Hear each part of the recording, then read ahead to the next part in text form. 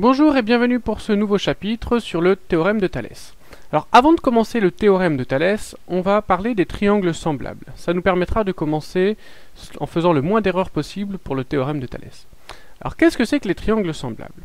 Les triangles semblables, la définition mathématique, c'est des triangles ayant la même forme mais pas forcément les mêmes dimensions. Alors si je prends ce premier triangle, je vais le copier pour avoir un triangle qui lui est identique. Pour les triangles semblables, j'ai le droit d'agrandir et de réduire. Je ne peux pas faire n'importe quoi, je ne peux pas déformer. Comme ça ne marche pas, puisque la forme n'est pas conservée. Je ne peux pas non plus déformer comme ça, la forme n'est pas conservée non plus. Donc ce que j'ai le droit de faire, c'est d'agrandir ou de rétrécir en respectant les proportions. C'est-à-dire que tout doit grandir de la même façon. Chaque côté doit grandir de la même façon. Alors j'ai le droit aussi, si je veux, de tourner, ça pose pas de problème, parce que quand je tourne, ça ne change pas la forme. Donc ça j'ai le droit, ça me donne des triangles semblables. Ce qui est important dans les triangles semblables, c'est que les angles, il y a toujours les trois mêmes angles égaux. Donc ici cet angle-là est égal à celui-là. En haut, cet angle-là est égal à celui-là. Et enfin le troisième angle, ici, c'est la même mesure que celui-là. Donc les angles ont même mesure, par contre les longueurs des côtés n'ont pas forcément la même mesure. Au passage, ces triangles ici n'ont pas la même forme, ce sont des triangles non semblables. Alors pourquoi les triangles semblables sont-ils si intéressants? On a dit que les triangles semblables avaient subi un agrandissement ou une réduction en conservant les proportions. Si on a conservé les proportions, c'est-à-dire qu'on a une situation de proportionnalité. Et si on a une situation de proportionnalité, on peut remplir un tableau de proportionnalité. Alors dans mon tableau, je vais mettre les côtés du triangle ABC en haut, et les côtés du triangle DEF en bas.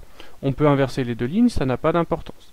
Alors si je mets les premiers côtés, AB 2 cm, BC 4 cm, CA 5 cm, ça c'est les données de l'énoncé. Ensuite, je vais trouver les côtés correspondants. Alors moi dans ma figure c'est facile, je les ai mis en couleur. Pour vous, dans un exercice, il n'y aura pas de couleur, il faudra réfléchir. À chaque fois, le côté le plus petit du triangle ABC correspond au côté le plus petit du triangle DEF, etc., etc. Donc ici, si je prends le premier côté, le côté AB, son côté le correspondant, c'est le côté le plus petit de DEF, c'est le côté DE.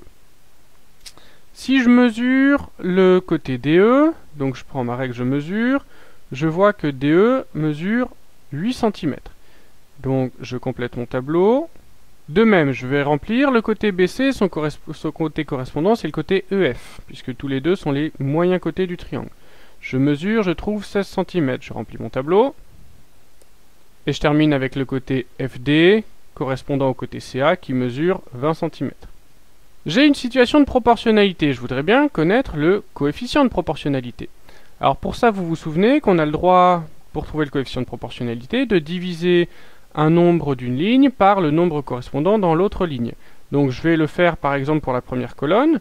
Donc je vais faire AB divisé par DE. AB sur DE égale 2 sur 8. 2 sur 8, c'est aussi un quart, ça fait 0,25. Je peux le faire aussi pour la deuxième colonne avec BC et EF. Donc je fais BC sur EF égale 4 sur 16. Ça se simplifie aussi en un quart.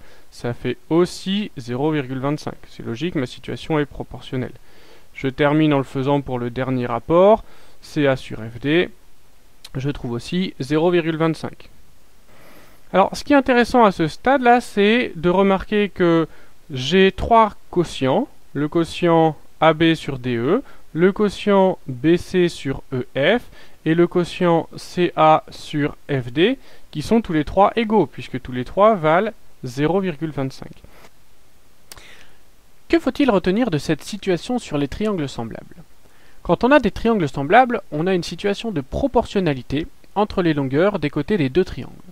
Alors on ne va pas toujours passer par l'écriture d'un tableau qui est souvent longue et assez pénible. On va donc tenter, dans chaque exercice, d'écrire directement l'égalité entre les quotients. On ne retient donc ici que les trois quotients. On a donc AB sur DE, BC sur EF et CA sur FD. Ces trois quotients sont tous les trois égaux entre eux. Si tu fais bien attention à quel côté du petit triangle est correspondant avec quel côté du grand triangle, l'écriture de cette égalité entre les trois quotients est facile et les exercices du chapitre de Thalès seront tous un succès. À toi maintenant de t'entraîner à écrire cette égalité entre les trois quotients en faisant bien attention à quel est le petit triangle, quel est le grand triangle et quels sont les côtés correspondants dans ces deux triangles. À toi de jouer!